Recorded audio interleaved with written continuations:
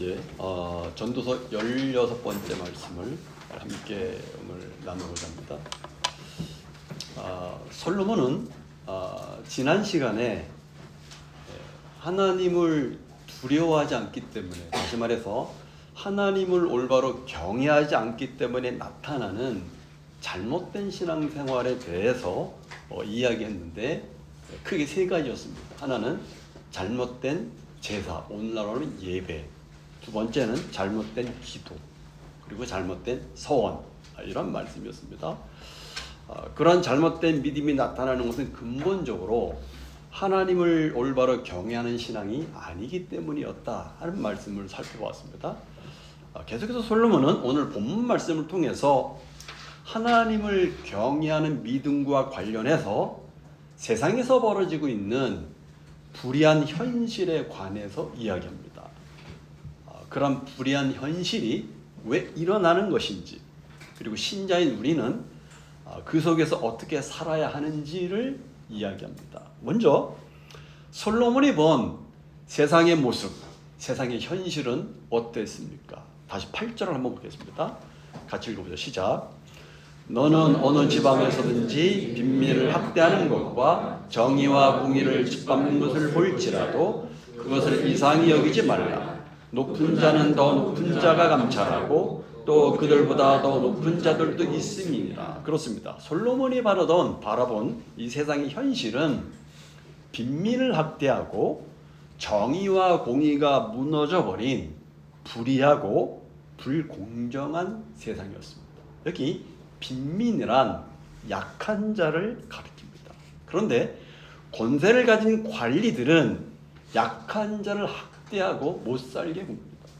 각종 명목을 붙여서 수탈합니다. 이처럼 빈민들이 학대를 당하고 수탈을 당하는 이유는 그 위로 계속해서 상납고리가 만들어져 있고 그 맨 위에는 결국 왕이 있기 때문입니다. 관료들과 그 관료들의 맨 위에 있는 왕도 밭의 소산을 원하고 욕심을 가지고 그것을 더 소유하려고 뺏으려고 하기 때문이라는 거죠. 농민들의 것을 하급 관료가 빼앗고 하급 관료가 빼앗은 것을 그 상급 관료가 빼앗고 다시 그것을 더 높은 귀족들이 빼앗고 최종적으로는 왕이 그것을 빼앗습니다. 이 상황에서는 정의와 공의가 도무지 설 수가 없죠. 그러기에 약자들은 매우 억울합니다. 근데 솔로몬은 뭐라고 말하냐면 너무 이상히 여기지 말라라는 얘기입니다. 너무 억울해하지 말라라고 이야기합니다.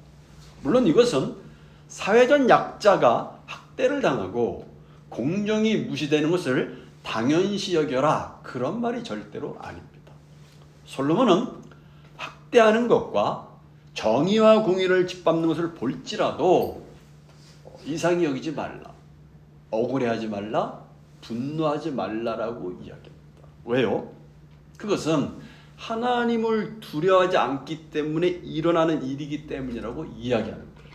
근데 우리는 본문의 솔로몬의 말씀을 깊이 묵상을 해야 됩니다. 왜냐하면 이 말씀을 겉으로만 스케치하면 우리 자신과 관계가 없는, 그래서 나에게는 해당이 되지 않는 말씀으로 이 말씀을 들을 수 있기 때문에 그래요. 학대라는 얘기가 나오니까 나는 별로 학대한 것 같지 않다는 거죠. 그죠? 이 말씀이 나와 별로 관계가 없어요. 솔로몬이 학대와 정의와 공의가 짓밟히는 것을 보면서 억울해하지 말고 분노하지 말라는 것은 크게 두 가지 메시지가 들어있습니다. 하나는 불의한 세상을 바라보면서 뭔가 억울해하고 분노하는 자신을 마치 학대나 정의와 공의를 짓밟는 세상의 현실에서 멀어져 있는 선하고 의로운 자리에 있는 것으로 내 자신을 착각하지 말라는 겁니다. 왜냐면요, 우리 안에는 학대의 본성이 왕성하게 활동하고 있기 때문에 그렇습니다. 우리의 죄성이 그래요. 어떤 기회가 주어지지 않아서 그렇지, 그것이 주어지면 우리도 얼마든지 학대할 수 있는 그런 존재라는 사실입니다. 그래서 기회가 되면 내가 가진 힘을 드러내고 싶어 합니다. 그럼에도 주변에서 일어나는 불의한 현실에 대해서 우리는 언제나 나는 별로 관계가 없고 나에게는 해당이 안 되는, 나는 언제나 예외를 하고 싶어 합니다. 우리는 우리 자신의 선한 성품과 인성 등을 내세우면서 학대와는 거리가 멀다 이렇게 생각을 합니다. 우리가 오해하기 쉬운 것은 학대라는 것은 반드시 빼앗는 것만을 생각해서는 안 돼요. 학대라는 것은 내가 본래 10을 주어야 되는데 7이나 8을 주어도 학대하는 것입니다. 그 생각을 못하는 거예요. 우리는 다른 사람 것을 빼앗지 않는다고만 생각합니다. 그러나 마땅히 누군가에게 10을 줘야 되는데 7, 8밖에 안 주는 것도 학대라는 얘기입니다. 여러분, 죄인된 모든 사람의 속성은 다 똑같습니다. 그러기에 조금 덜 학대하냐, 더 학대하냐, 학대하는 것처럼 노골적으로 하냐, 아니면 은밀하게 하나, 그 차이지 자기 자리에서 서로 학대하면서 살아간다는 것입니다. 그러므로 우리는 우리 자신을 늘 경계하면서 살아가야 돼요. 계속해서 솔로몬이 학대와 정의와 공의가 짓밟히는 보면서 우리가 억울해하지 말라, 분노하지 말라는 메시지, 두 번째 메시지는 8절 중반절에 보니까 높은 자는 더 높은 자가 감찰하고 또 그들보다 높은 자들도 있음이라 이렇게 말합니다. 이것은 그렇게 불의하고 부정한 일을 행하는 권력자들과 그 권력자들의 맨 위에 있는 왕보다 더 높으신 하나님이 있다는 사실을 이야기합니다. 그들보다 더 높으신 재판장이신 하나님이 계시다는 겁니다. 그러므로 비록 불의한 현실을 우리가 직면하지만 그렇다고 불의한 현실에 너무 억울함에 사로잡혀서 복수심에 불타거나 절망의 늪에 빠지지 말고 불의한 자를 심판하시는 하나님을 신뢰하라고 이야기하는 겁니다. 높은 자들을 감찰하고 심판하시는 더 높으신 하나님께서 그들을 심판하시고 공의를 세우실 것을 신뢰하라는 것입니다. 그것이 여호와를 경외한다는 의미입니다. 우리가 이 세상에서 이 땅에 살면서 여호와를 경외한다는 말은 그것을 신뢰하면서 살아가는 것을 말합니다. 중요한 것은 그런 불의한 세상에 하나님은 신자인 저와 여러분을 보내셨다는 것입니다. 구약 성경을 보면 출애굽한 백성들이 가나안 땅에 들어가서 48개의 성읍으로 나뉘어져서 살게 되었을 때 하나님은 레위인들을 세워주셨습니다. 왜 그렇습니까? 곳곳에 레위인들을 세워주셔서 말씀이 기준이 되도록 가르치면서 살도록 하신 거예요. 이것은 뭘 의미하냐면 이스라엘이 단순히 왕정 국가가 아닌 하나님의 통치를 받는 신정 국가라는 사실을 드러내고자 하셨던 거예요. 마찬가지로 지금도 우리는 이 땅에 하나님이 통치하시는 하나님의 나라를 세우기 위해서 보냄을 받은 사람들입니다. 물론 주님이 오시기 전까지는 영원히 악향은 없어지지 않을 것입니다. 영원히 학대나 부조리는 없어지지 않을 것입니다. 그러나 학대나 악이 드러나는 것이 신자들이 받는 고난입니다. 의로움과 정의란 악함과 불의가 드러나게 하는 것입니다. 의로운 사람이 없으면 악이 드러나지가 않습니다. 그리고 궁극적으로 그 악을 처리하시는 분은 재판장이신 하나님이십니다. 그러므로 어찌할 수 없는 이 세상의 부조리 앞에 너무 낙심하거나 너무 분노하지 말라고 얘기합니다. 왜냐하면 너무 분노하면 우리도 똑같이 악해지기 때문에 그렇습니다. 하나님은 모든 것을 다 보고 계시는 분이십니다.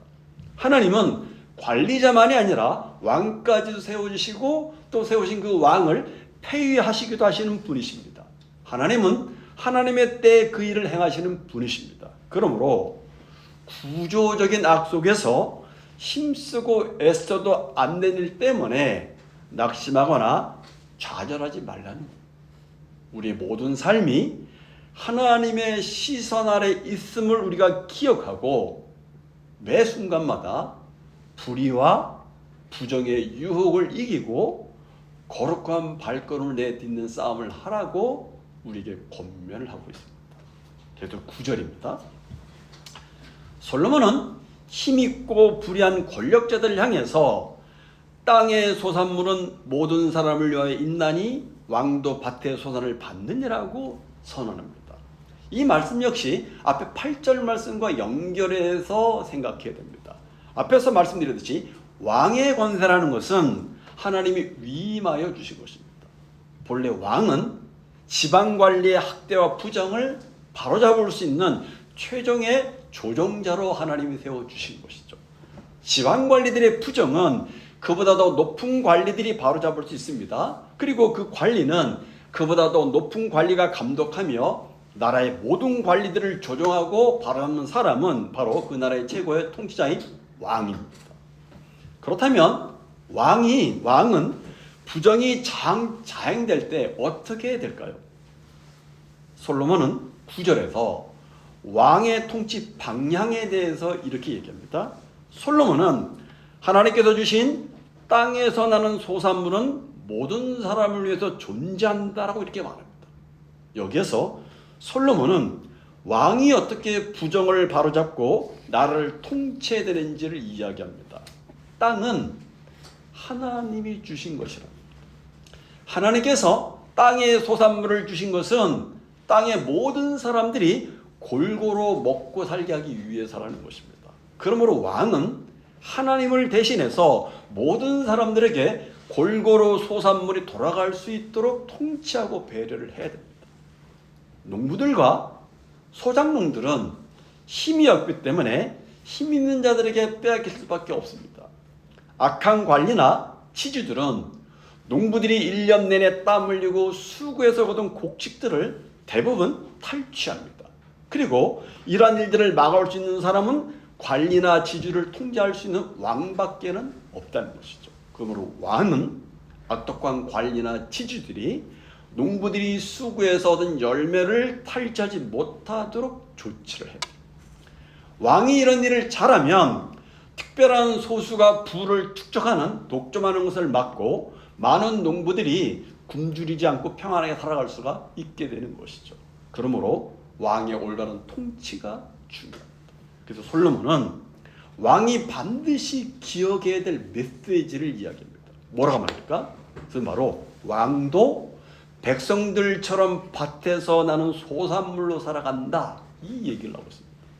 여러분, 왕은 백성을 위해서 나라를 통치하는 동안에 힘이 있고 권력이 있기 때문에 자만과 교만심에 빠지기가 쉽습니다. 그래서 왕이 오랫동안의 나라를 통치하다 보면 자신을 특별한 존재로 생각하게 되고 뭔가 특권을 누리려고 하는 유혹을 받게 됩니다. 그러나 왕은 항상 자신도 모든 백성들이 밭에서 나는 소산물을 먹고 살아가는 것처럼 왕 역시 백성들이 수고해서 거둔 소산물을 먹고 살아가는 존재라는 사실을 기억하고 자신을 백성들과 동일시할 때 백성들을 소홀히 하지 않고 그들을 돌아볼 수 있다는 겁니다. 여러분, 왕은 신이나 초인이 아닙니다.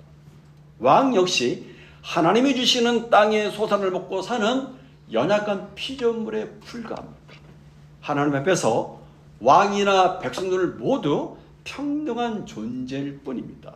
결국은 이 9절 말씀이 가르치는 바는 세상에 가장 높은 권세를 지닌 왕이든 아주 평범한 사람이든 하나님 앞에서는 그 누구도 열등하지도 우월하지도 않은 평등한 존재라는 사실입니다.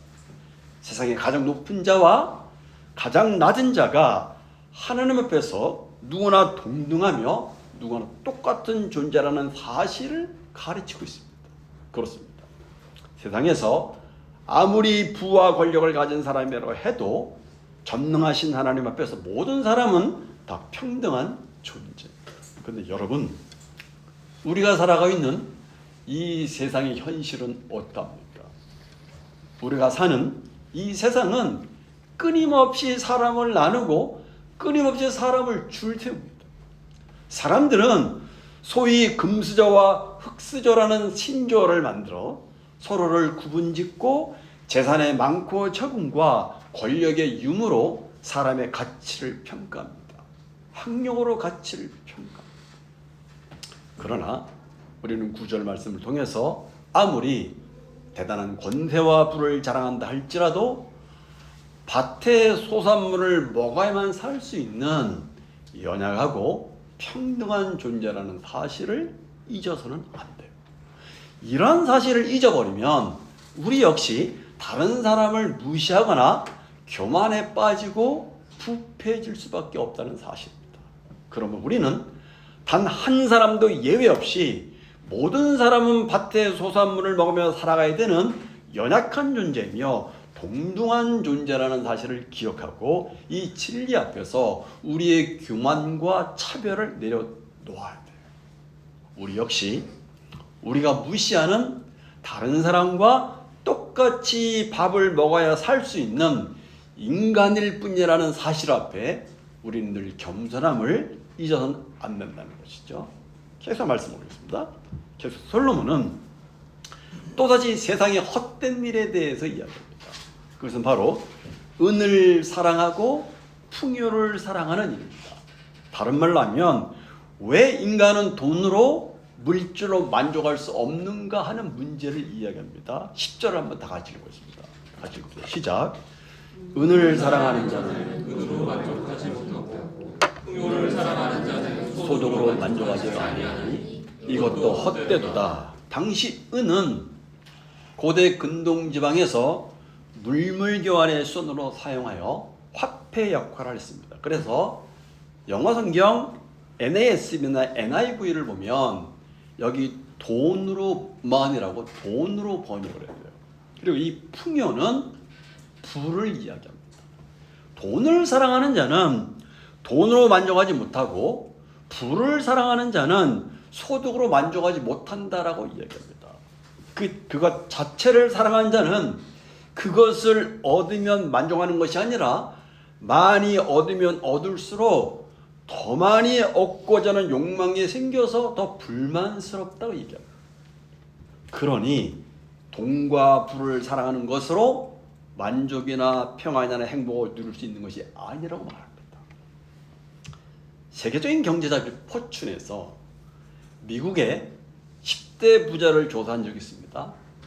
다양한 내용이 있었지만 그 중에서 가장 인상적인 것은 10대 부자들의 상당수가 풍요병에 걸려 있다는 내용입니다. 풍요병은 영어로 어플렌자인데 이것은 영어 단어 풍요, 오퍼런스와 독감을 뜻하는 인플루엔자를 합친 단어입니다. 사회학자들이 만든 이 병의 사전적인 정의는 이렇습니다. 끊임없이 더 많은 것을 바라지만 결코 만족할 수 없는 병, 고통스럽고 전염성이 있다고 이렇게 정의를 했어요. 풍요병을 그렇게 정의했어요. 풍요병에 걸린 사람은 더 많은 것을 얻기 위해 바쁘게 살아가기 때문에 사회적인 기준으로 성공을 이루지만 아무리 성공을 해도 결코 만족하지 못하고 오히려 공허함을 느낀다는 것입니다.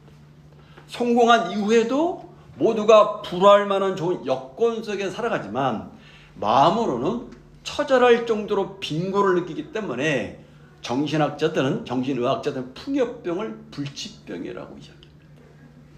아마도 솔로몬은 그것을 직접 경험해 보았을 것이라고 유추가 됩니다. 그렇죠? 모든 것을 다 누려본 사람이었으니까 솔로몬은 이 글을 쓰면서도 아마 자신을 생각을 해봤을 거예요. 여기에 은을 사랑하고 부를 사랑한다는 말씀은 돈과 부를 인생의 목적으로 삼고 사람들을 의미합니다. 하지만 돈은 인생을 사는 수단이지 결국 목적이 될 수가 없습니다. 수단에 불과한 돈이나 부를 사랑하는 것은 반드시 문제가 생기기 마련입니다. 그래서 사도 바울은 디모데전서 6장 9절에서 뭐라고 말하냐면 부하려 하는 자들은, 뭔가 부자가 되고 싶어하는 자들은 시험과 올무와 여러 가지 어리석고 해로운 욕심에 떨어지나니 곧 사람으로 파멸과 멸망에 빠지게 하는 것이다, 이렇게 이야기했습니다. 여기 부하려 하는 자들은 원문을 보니까 부자가 되려는 강한 욕구를 가진 자들이라고 얘기합니다. 부자가 되려고 하는 것을 삶의 목적으로 사는 사람을 가리킵니다. 물론 여러분, 부자가 되는 것을 싫어하는 사람은 세상에 아무도 없을 것입니다. 사실 돈이 우리의 삶의 거의 대부분을 차지하기 때문에, 그리고 모든 것을 좌우하기 때문에 돈을 좋아하지 않는 사람은 아무도 없을 것입니다. 그러기에 누구나가 다 돈을 벌고 부자가 되려는 욕망을 가지고 살아가고 있습니다. 그러나 바울이 말하는 것은 인간의 기본적인 삶의 욕구마저 무시하고 없애고 이야기하는 것이 아닙니다. 지나치게 부자가 되지 말라고 이야기하는 거예요. 왜 그러냐면 물질에 대한 과도한 욕망을 가진 사람은 결국은 그 욕심의 노예가 되어버리기 때문에 그래요. 그래서 시험과 올무와 여러 가지 어리석고 해로운 정욕에 떨어지게 된다라고 말합니다. 여기 시험은 시련이나 유혹을 말합니다. 부자가 되려는 지나친 욕망을 가진 사람은 우선 유혹에 넘어가게 된다는 거죠. 그리고 올무는 함정이나 덫을 말합니다. 유혹을 받아서 결국은 함정에 빠지게 된다는 것입니다. 예를 들면요, 우리 주변에 어떤 것이 있습니까? 우리 주변에 다단계, 그렇죠? 사기꾼의 다단계나 이런 사기꾼에 넘어가는 사람들 대부분이 사실은 욕심 때문에, 그렇죠? 뭔가 조금 더 벌고 조금 더 부자가 되려는 욕심 때문에 사실은 무너집니다. 그런가 하면 주식을 투자하면서 손해를 보는 사람의 대부분이 주식이 오를 때는 팔지 못한다고 말합니다. 왜요? 정점을 향해 끝없이 올라가 보고 싶은 욕심 때문에. 그 반대의 경우도 마찬가지라고 말합니다. 욕심으로 저점을 판단하지 못한다는 거예요. 그렇죠? 결국은 잃고 마는 거죠. 여러분, 돈은 우리의 삶에 꼭 필요한 것입니다. 문제는 물질에 대한 우리의 생각과 태도가 어떠하냐를 묻고 있습니다. 우리가 필요한 것을 위해서 돈을 버는 것이 잘못된 것이 아니고 우리 자신을 위해 돈을 사는 것도 잘못된 일이 아닙니다. 문제는 성경이 말하는 뭐냐면 탐욕을 말합니다. 탐심, 욕심을 이야기합니다. 끝없이 조금 더 외치면서 만족함이 없는 것입니다. 그래서 솔로몬은 오늘 본문 10절 중반절에서 뭐라고 말합니까? 돈과 풍요를 인생의 목적으로 살아가는 것을 부질없는 헛된 일이라고 이야기합니다. 왜요? 돈을 사랑하고 풍요를 사랑하는 일에는 만족감이 없기 때문이라는 것입니다. 쉬운 성경을 보니까 이렇게 번역했어요. 돈을 사랑하는 사람 치고 돈에 대한 만족하는 이가 없고, 재물을 사랑하는 사람 치고 자기 수입에 만족하는 이가 없다. 이건 역시 험한 일이다. 이렇게 쉽게 번역을 했습니다. 정말 맞는 말씀입니다. 그럼에도 불구하고 우리가 물어보시면은 사람들은 왜 그토록 돈을 사랑하는 것일까요? 여기에는 돈에 대한 사람들의 절실하고 확고부동한 믿음이 있기 때문에 그래요. 그 믿음이 무엇입니까? 돈이 우리를 만족하고 행복한 삶을 살게 해줄 거라는 믿음입니다. 하지만 여러분, 돈이 우리를 이전보다 더 만족하고 행복한 삶으로 인도해 줄 것이라는 믿음은 잘못된 믿음입니다. 돈이 주는 행복은 순간입니다. 영원하지 못합니다. 그리고 이전보다 더 많은 돈을 손에 쥐지 못하면 금세 불안해지고 불행하게 느끼게 만드는 것이 바로 돈입니다. 그러기에 마치 갈증이 난 사람이 바닷물을 마시면 더 심한 갈증을 느끼는 것처럼 돈은 절대로 우리를 만족하게 하지 않고 우리를 더 많은 돈과 물질에 대한 욕심을 내게 만듭니다. 사도 바울은 디모데전서 6장 10절 상반절에서 뭐라고 말하냐면 돈을 사랑함이 일만하게 뿌리가 된다라고 말합니다. 그렇습니다. 돈 자체가 문제가 아니라 돈을 사랑하는 마음이 문제라는 것입니다. 바울은 돈을 사랑함이 몇몇 악의 뿌리라고 말하는 것이 아니라 모든 악의 뿌리라고 이야기합니다. 물론 여러분 모든 악이 돈과만 연관되어 있는 것은 절대로 아니지요. 그럼에도 바울은 여기서 돈을 사랑하는 것이 얼마나 위험하고 악한 것인가를 강조하기 위해서 돈을 사랑하는 것이 모든 악의 뿌리라고 과장해서 강조하고 있는 것입니다. 그리고 오늘 본문에서 솔로몬 역시 돈과 풍요에 대해서 경고하고 있는 것입니다. 그러면서 솔로몬은 그 돈과 부유함 속에서 감추어진 어두운 두 가지 그림자에 대해서 고발합니다. 솔로몬이 고발하는 부의 첫 번째 어두운 그림자는 11절입니다. 11절 한번 읽어보겠습니다. 11절입니다. 시작. 재산이 많아지면 먹는 자들도 많아지다니 그 소유주들은 눈으로 보는 것에 무엇이 유익하라. 이 구절을 오늘날로 말하면 재산이 늘어나면 세금, 관리비, 유지비, 돈 나갈 곳이 많이 늘어난다는 것입니다. 그래서 더 큰 집, 더 좋은 차, 더 좋은 가구들을 구입하고 그것을 유지하기 위해서는 더 많은 비용을 지출하게 됩니다. 또 재산을 관리해 줄 사람도 필요하고 투자를 권하는 사람, 돈을 빌려달라는 사람들이 줄을 서게 됩니다.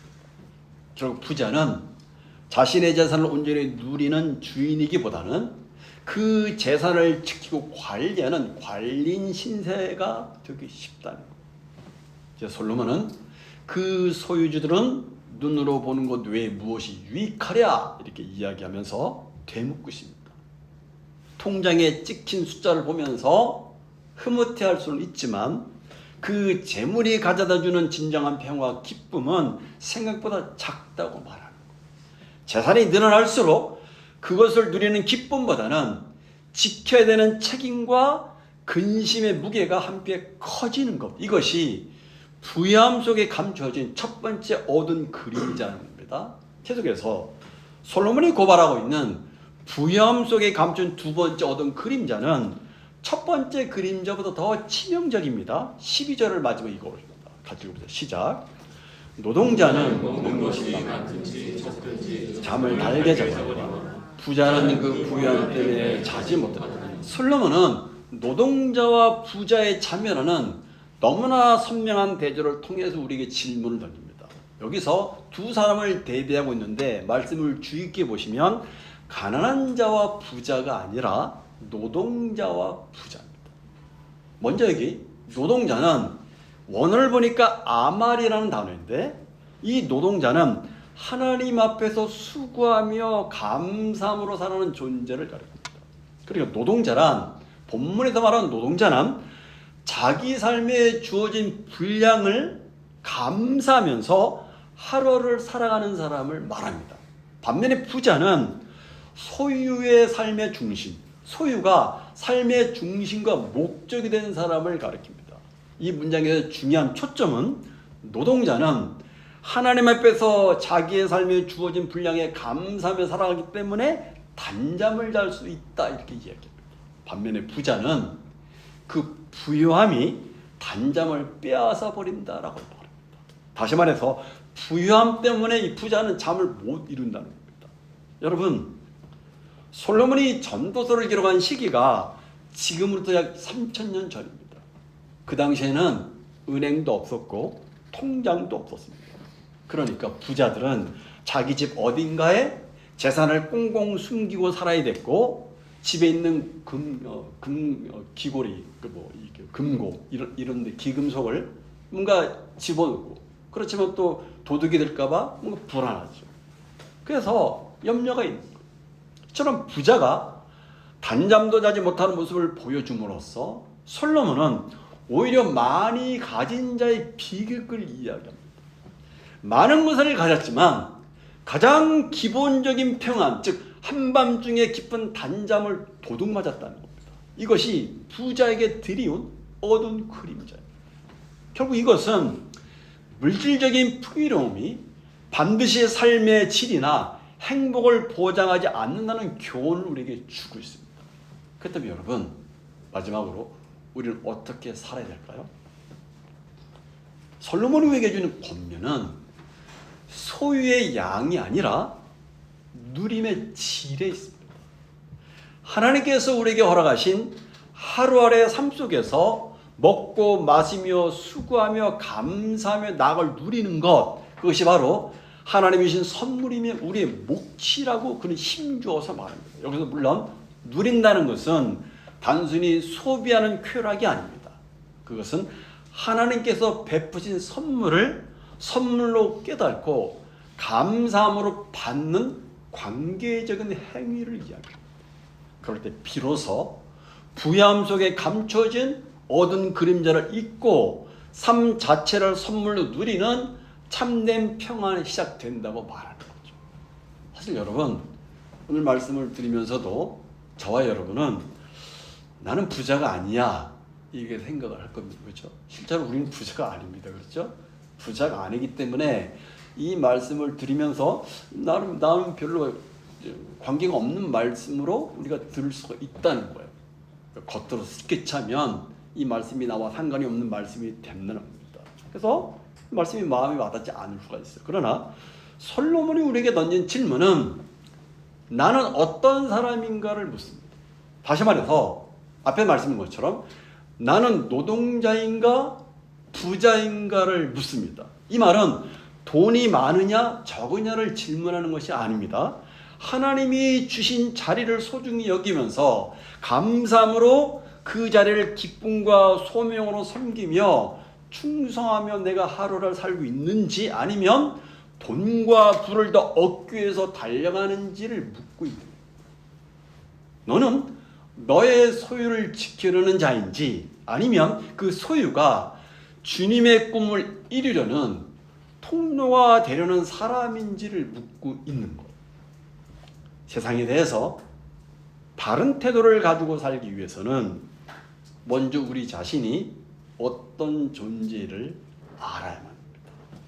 말씀 앞에서 우리 자신을 돌아보시기 바랍니다. 기도하겠습니다.